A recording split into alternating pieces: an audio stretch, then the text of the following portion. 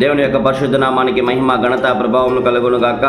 ఆమోసు 9వ అధ్యాయము 14వ వచనం, మరియు శ్రమ నొందుచున్న నా జనులకు ఇజ్రాయేలీయులను నేను చెరలో నుండి రప్పింతును. చిన్న ప్రార్థన. పరిశుద్ధుడ ప్రేమ గల తండ్రి, వాక్యాన్ని మాకందరికీ బోధించమని యేసు నామములో అడుగుచున్నాను తండ్రి. ఆమేన్, ఆమేన్, ఆమేన్. హల్లెలూయా. ఈ ఉదయకాల సమయంలో ఈ వీడియో వీక్షిస్తున్న ప్రతి సహోదరి సహోదరులారా, మీకు ఒక గొప్ప శుభవార్త. ఏంటో ఆ గొప్ప శుభవార్త తెలుసా? ఆత్మదేవుడు, తండ్రి అయినటువంటి దేవుడు, తండ్రి కుమార పరిశుద్ధాత్మ నామములో ఈ యొక్క ఉదయకాల సమయంలో ఈ మాటను పలుకుతున్నాడు. మరియు శ్రమ నొందుచున్నటువంటి నా జనులకు ఇజ్రాయేలీయులను చెరలో నుండి రప్పించేదను. హల్లెలూయా.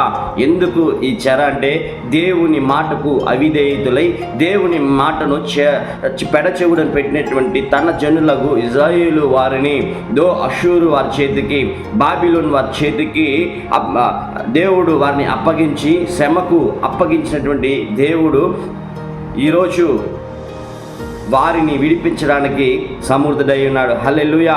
చూడండి, దేవుని యొక్క మనసు ఎంత నమ్రత కలిగినదో, ఎంత ప్రేమ కలిగినదో, ఎంత జాలి కలిగినదో. హల్లెలూయా.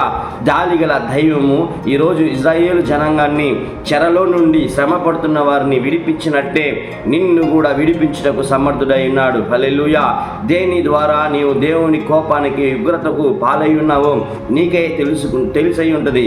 నీవు ఆ విషయాన్ని బట్టి దేవుడి సన్నిధిలో మోకరించి మొరయిట్లైనైతే ఆత్మదేవుడు, జాలిగల దేవుడు ఇజ్రాయేలు వారిని విడిపించి రప్పించినట్టే నిన్ను కూడా విడిపించి రప్పించుటకు సర్వసమర్థుడై ఉన్నాడు. హల్లెలూయా. దానికి నువ్వేం చేయాలి?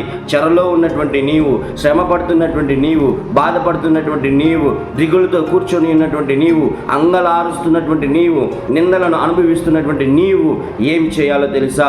ఇంకా దేవుని యొద్ద నుండి ప్రతిఫలమును పొందుకోకుండా ఉన్నటువంటి నీవు ఏం చేయాలో తెలుసా? లేచి ఆయన పాదాలను పట్టుకో. ప్రభువా, యేసయ్యా, నా తప్పులు క్షమించు. ఈ విషయంలో నేను నీ మాట వినలేదు ప్రభువా, నీ మాటకు పెడచెవి పెట్టున్నాను ప్రభువా, దయతో నా తప్పులు, నా పాపం క్షమించమని ఆ కరుణామయిని నువ్వు అడిగినట్లయితే ఖచ్చితంగా ఇజ్రాయేలు జనాంగాన్ని విడిపించి తమ దేశంలో నాటినట్టే మిమ్మల్ని కూడా మీ యొక్క కార్యాలలో, మీ యొక్క ఆశీర్వాదాలలో, మీ దీవెనలో స్థిరముగా నాటబడి దేవునిలో ఎదుగులాగున ఆత్మదేవుడు మీకు సహాయం చేస్తాడు. లేచి ఆయన పాదములను పట్టుకో. ప్రభువా, నన్ను విడిపించు, నన్ను తప్పించు, నన్ను రక్షించని ఆ కరుణామయిని పాదములను పట్టుకున్నట్లయితే ఖచ్చితంగా నిన్ను విడిపించడానికి ఆయన సముద్రమైనడు. లేచి ఆయన పాదములను పట్టుకో. ఇప్పుడే నీకు నీ హృదయమునకు సమాధానమును తెచ్చుకో. వాక్యము నీకు నీ హృదయమునకు సమాధానం కలుగు చేయనుగాక. ఆమేన్, ఆమేన్, ఆమేన్.